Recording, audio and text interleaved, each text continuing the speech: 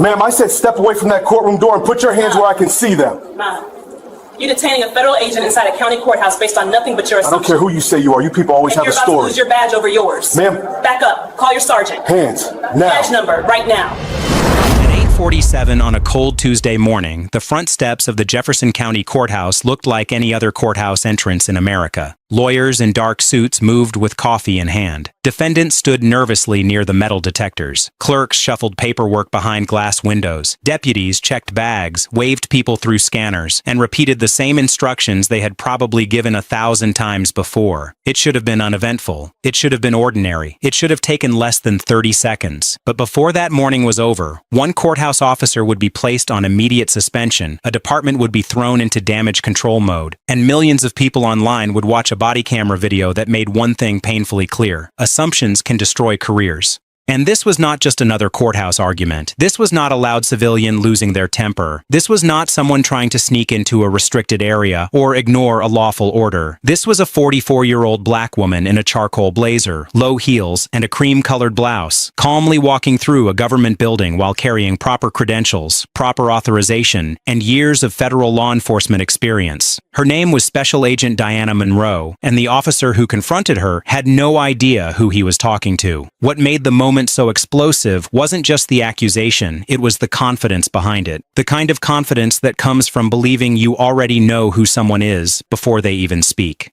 Before we get deeper into this story, drop a comment and let me know where you're watching from. And if stories about power, accountability, and people getting exposed in real time interest you, make sure you subscribe. Because what happened next turned a routine courthouse morning into the kind of scandal that follows people for the rest of their lives. Diana Monroe was not an ordinary 44-year-old. While plenty of people her age were trying to get through their workday unnoticed, Diana had spent the better part of 2 decades training herself to notice everything. She was a senior FBI agent, assigned to public corruption and interagency fraud investigations. She had degrees in criminal justice and forensic interviewing. She had testified in federal court. She had worked organized crime cases, public bribery cases, and multi-agency investigations involving state and local officials. Colleagues described her as disciplined, methodical, and almost impossible to rattle. She had that rare combination of patience and presence. She could sit in silence for 10 minutes and make the other person nervous enough to talk. And more importantly for this story, she knew procedure, she knew authority, she knew jurisdiction.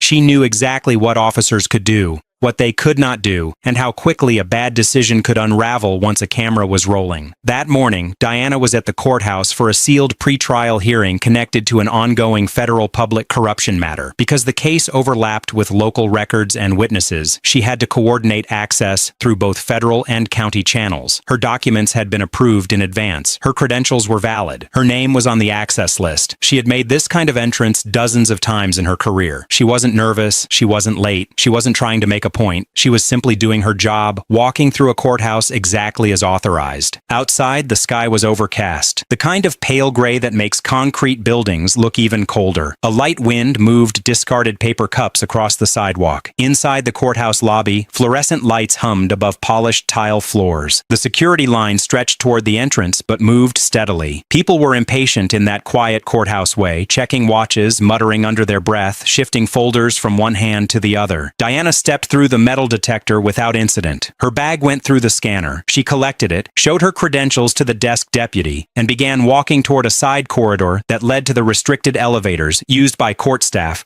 prosecutors, and authorized investigators. That was when Officer Nolan Grant noticed her. Grant had been working courthouse security for around 11 years. He was not a rookie, and that was part of the problem. He had enough experience to be confident, but not enough humility to question his instincts when those instincts were poisoned by bias. He was broad-shouldered, loud when he wanted to be, and carried himself with the swagger of a man who believed his uniform settled most conversations before they began. Coworkers later described him as someone who liked command presence, which is often a polite way of saying he enjoyed talking down to people. He had dealt with angry defendants, confused family members, impatient attorneys, and the occasional person trying to bluff their way into an area they didn't belong. In his mind, he knew exactly what out of place looked like. And that morning, when he saw Diana moving with confidence toward a restricted corridor, he decided she matched it. "Ma'am, hold up right there," he called out. Diana stopped and turned, not startled, not defensive, just alert. "Can I help you, officer?"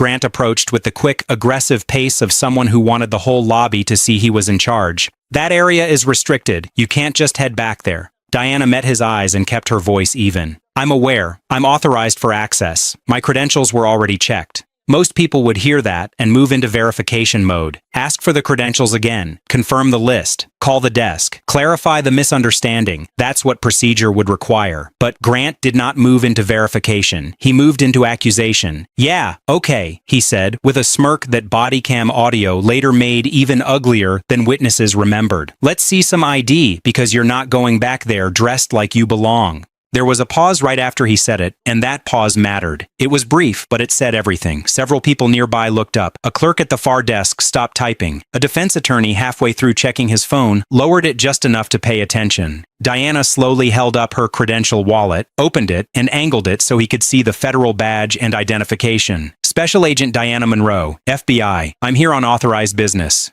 Grant barely looked at it before waving a hand with open contempt. Anybody can flash something. Don't play games with me. Diana did not raise her voice. Then verify it. That sentence should have ended the confrontation. Verify it. Simple, easy, professional. But something in Grant's expression shifted. Maybe it was embarrassment at having challenged the wrong person in front of civilians. Maybe it was ego. Maybe it was the fact that Diana's calmness made his aggression look ridiculous. Whatever it was, he doubled down. I said step away from that corridor. He snapped. Now! Diana took one measured step back, not because he was right, but because she understood how quickly men like Grant turned compliance into domination. I will stand right here while you verify my credentials. I am not resisting. I am not obstructing. I am asking you to follow procedure. That was the moment everything started going wrong for him. People with authority who are used to blind obedience often react badly when they meet someone who knows the system as well as they do, or better. Grant was expecting nervous apologies, fumbling explanations, maybe even tears. What he got instead was a composed federal agent speaking in the exact language of lawful restraint and procedural accountability. The body camera later captured the slightest change in his breathing. It also captured something else, the tone in his voice darkening into something personal. You think because you memorized some words you can tell me how to do my job? He said. Diana looked at him steadily. No, I think because I do know your job, I know you're doing it wrong. Quick question for you watching this story. If you were standing in that courthouse lobby and saw this unfold, would you step in or would you stay quiet and keep walking? A lot of people say they would speak up, but in the moment when a uniform starts escalating, most people suddenly decide they have somewhere else to be. Grant stepped closer. Too close. Close enough that Diana had to angle her shoulders slightly to maintain space without looking confrontational. Put your bag down, he ordered, and keep your hands visible. Diana didn't move. For what lawful reason? Don't do that, he said. Do what? That attitude, that lawyer talk. It's not attitude, Diana replied. It's a question. State your lawful reason. Again, there it was. Calm, precise, controlled. She wasn't insulting him. She wasn't posturing. She was forcing him into a place men like Grant hate being forced into. Specifics. Not vibes, not suspicion, not ego. Specific legal justification. By now, the desk deputy who had originally checked her credentials was starting to look uneasy. He knew who she was. He had seen the badge. He had seen the authorization note attached to the day's restricted access roster. He started to move, but hesitated. That hesitation would become one of the most discussed parts of the later review. Because this is how bad conduct survives in institutions, not just through the actions of the one person doing wrong, but through the silence of the people who know better. Grant reached toward Diana's arm. Do not touch me, she said immediately, taking half a step back. You don't get to tell me not to touch you in my courthouse, he shot back. Diana's response came without a hint of panic. This is not your courthouse. It is a public government building, and unless I am being lawfully detained, you do not get to put your hands on me. That line hit like a slap, not because it was loud, but because it was true. The body camera footage later showed Grant's jaw tightening. He was no longer in control of the exchange. The more he talked, the worse he sounded. The more she talked, the clearer it became that he was improvising authority he did not actually have. Then he said the sentence that would follow him everywhere after the video went public. You people always want special treatment when somebody checks you. The lobby changed the moment those words came out. You can almost feel it in the footage, according to people who later reviewed it. Conversation stopped. A woman near the scanner turned fully around. The desk deputy looked down at the floor, then back up, then away again. Grant may have realized what he had just said, or maybe he didn't. Some people are so used to coded language that they forget how naked it sounds when spoken out loud. Diana's face did not change much, but her eyes sharpened. "Officer, are you referring to me as you people while interfering with a federal investigation assignment?" Grant instantly tried to wrap himself back in official language. "I'm referring to anyone who thinks they can just walk around here without following instructions." "No," Diana said. "You weren't." This was the turning point. Up until then, Grant could still have backed out. He could have said there was a misunderstanding. He could have called a supervisor, checked the paperwork, and salvaged some dignity. Instead, he made the worst possible decision. He reached for his handcuffs. "Turn around," he ordered. "You're being detained." The nearest people in the lobby visibly recoiled. One man actually took 2 quick steps sideways, as if the tension itself had become physical. Diana did not turn around. She did not flinch. She set her bag down slowly on the floor, deliberately, where everyone could see it, then brought both hands up chest level with open palms. "On what charge?" she asked. Grant didn't answer. "On what charge?" she repeated. "You're resisting a security officer. I am standing still. You're obstructing.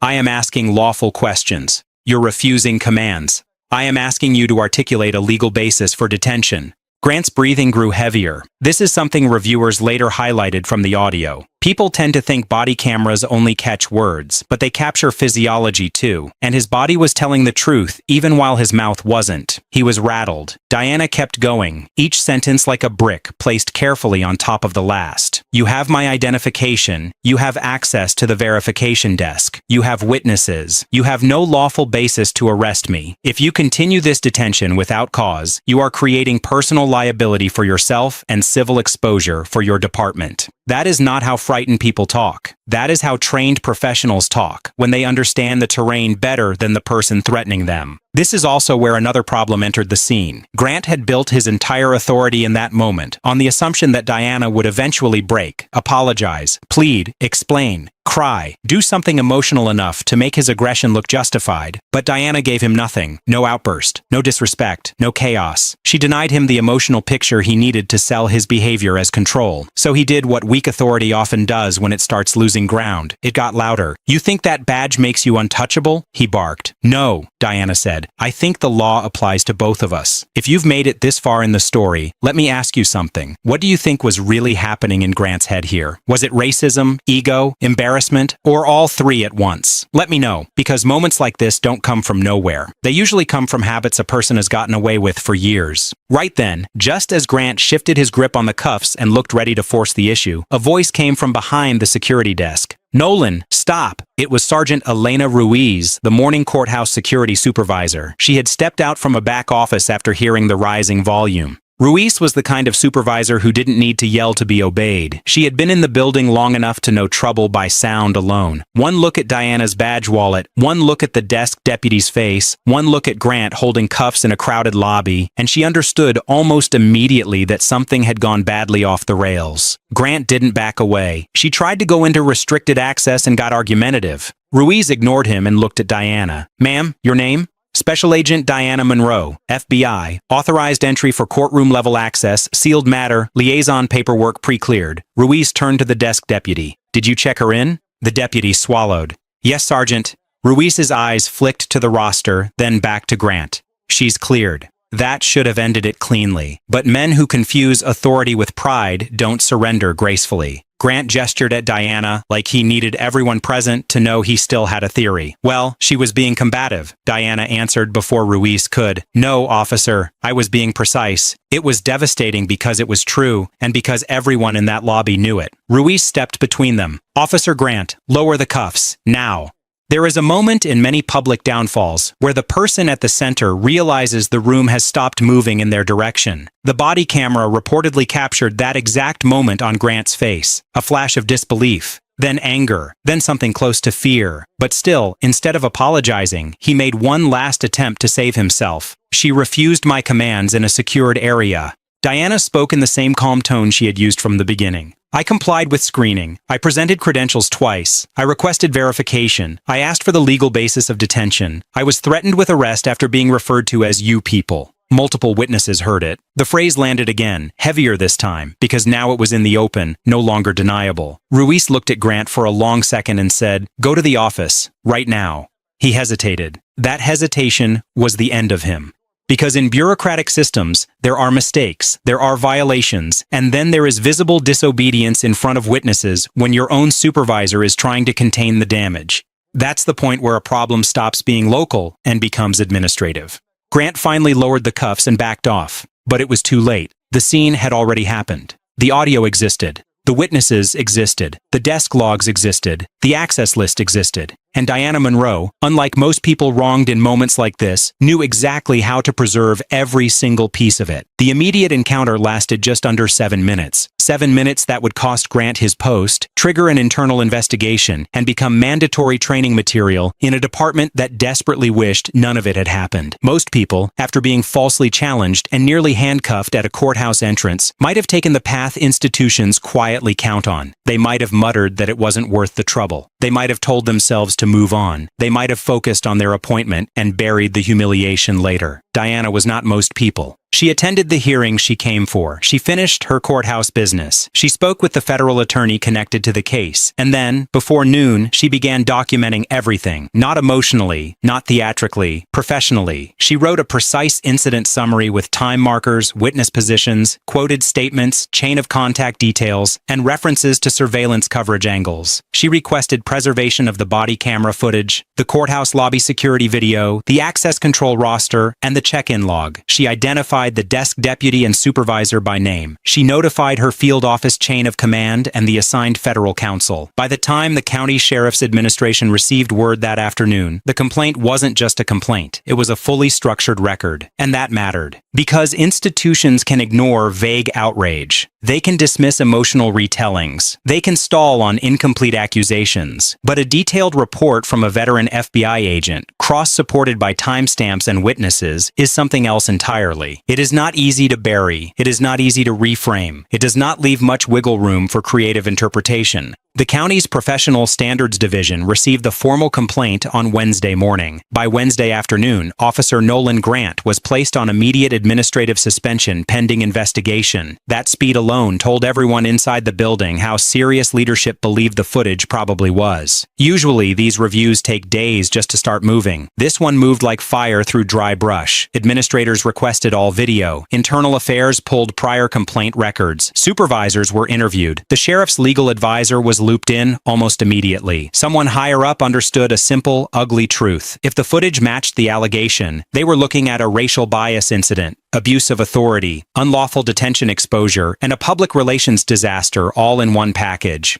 Investigators watched the body camera once, then again, then with audio enhanced, then alongside the courthouse lobby security feed from a different angle. Then they interviewed the clerk who had stopped typing when the phrase, "you people," was spoken. They interviewed the defense attorney in line. They interviewed the desk deputy who had verified Diana's credentials before the confrontation. The accounts were consistent in all the ways that mattered. Diana had been calm. She had presented identification. She had requested verification. Grant had escalated first. Grant had used racially loaded language. Grant had moved toward handcuffing without articulating a lawful basis. 3 major violations became obvious almost immediately. First, improper escalation during a credential verification encounter. Second, attempted detention without sufficient legal cause. Third, conduct indicating discriminatory bias. But there was a fourth issue that made the case even worse for Grant. The footage suggested he had ignored direct information from the desk deputy that Diana had already been cleared. In other words, this may not have been simple confusion. It may have been a deliberate choice to override known facts because he did not like the person standing in front of him. And once investigators started pulling on that thread, other things began to surface. 2 older civilian complaints were found in Grant's file. Neither had resulted in major discipline at the time. One involved an attorney's intern who claimed Grant had spoken to her like she was trespassing in a building where she worked. Another involved a black maintenance contractor who alleged Grant repeatedly demanded identification while waving past others without question. Both complaints had been closed with language like insufficient corroboration and communication issue. Suddenly, those old phrases looked less like explanations and more like missed warnings. When the administration interviewed Sergeant Ruiz, her statement was careful but damaging. She confirmed that Diana had been listed for restricted access. She confirmed that the desk deputy had processed her correctly. She confirmed hearing elevated voices and arriving in time to observe Grant with handcuffs out during what should have been, at most, a verification check. And while Ruiz reportedly chose her words like someone balancing honesty with institutional survival, one sentence carried enormous weight. She said, "The level of escalation was not consistent with the situation presented." Translation: there was no justification. As word of the incident spread internally, panic began moving through the courthouse in quiet, bureaucratic ways. Emails were marked urgent. Supervisors held clipped conversations behind closed doors. Someone from county legal wanted to know whether any media requests had already come in. Someone else asked whether federal officials were satisfied with the preservation of evidence. Grant, meanwhile, was told to surrender building access privileges pending review. For a man who had spent years acting like the courthouse floor was his stage, being escorted out by administrative order was a humiliation he had never imagined for himself. Do you think immediate suspension was enough, or should people in situations like this be terminated on the spot? That's one of the biggest debates people had once the story became public. Some argued due process for the officer. Others argued the body camera already was the due process.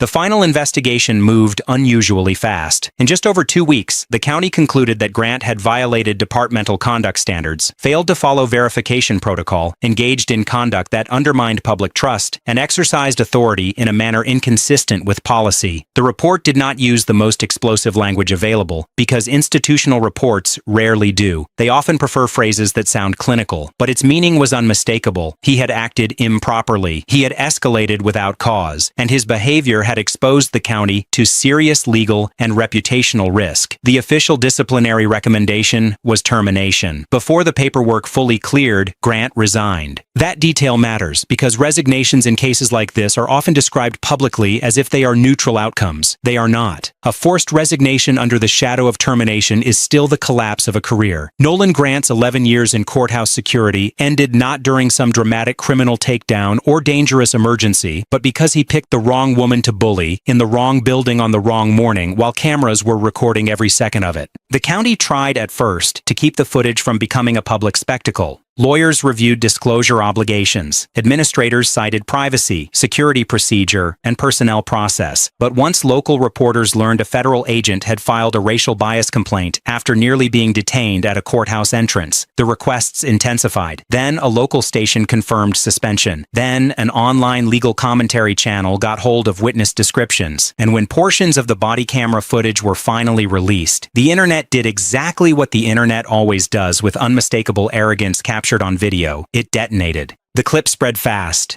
News stations replayed the line, "You people always want special treatment," until it became the defining quote of the incident. Former officers weighed in. Civil rights attorneys dissected the detention language frame by frame. Federal law enforcement commentators praised Diana's composure and described her response as textbook. Law students shared the clip alongside discussions of unlawful detention, racial profiling, and official overreach. Training consultants used it as an example of what happens when command presence turns into ego performance, and ordinary viewers, the people institutions often underestimate the most, understood the core of it immediately. A man in uniform saw a black woman where he did not expect to see one, assumed she could not possibly belong, and tried to assert dominance before verifying facts. Public reaction was fierce, but it wasn't one-sided. Some praised Diana Monroe for staying calm and standing her ground without giving Grant any excuse to distort her behavior. Others said she was only able to do that because of her training, and that ordinary people in the same position might have been terrified. Some critics argued that challenging a hostile officer, even politely, can be dangerous, and that survival sometimes requires saying as little as possible. That concern is real, but here's what no serious reviewer disputed. Diana was right on the law, right on procedure, and right to document everything the moment it was over.